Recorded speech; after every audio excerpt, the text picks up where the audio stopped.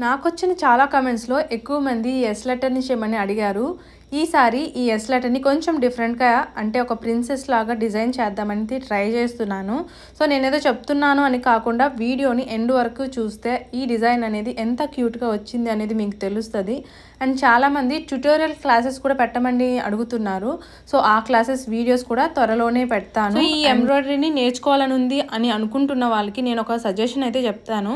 So మనం డైరెక్ట్‌గా flowers ఇలా వేసేయడం కంటే బేసిక్ నుంచి నేర్చుకుంటే మీకు ఈ డిజైన్స్ వేయడం చాలా ఈజీ అవుతుంది. అండ్ నేను కూడా అలాగే నేర్చుకున్నాను. సో దట్ నాకు ప్రాక్టీస్ చేయడం వల్ల కొంచెం పర్ఫెక్ట్‌గా అయితే చేయగలుగుతున్నాను. బట్ ఇంకా నేను నేర్చుకుంటూనే ఉన్నానన్నమాట. ఇక ఈ ఎస్ లెటర్ విషయానికి వస్తే కింద ఇచ్చిన ఫ్లవర్స్ కన్నిటికి 2 ఫ్లవర్స్కి ఒక కలర్ లాగా సెట్ చేసుకున్నాను అనమాట. ఇంకా ఎస్కి అయితే పింక్ కలర్ చూస్ చేసుకుని ఫినిష్ చేసేసాను. మరి ఈ డిజైన్ నచ్చితే వీడియోని లైక్ చేయడం మర్చిపోవద్దు.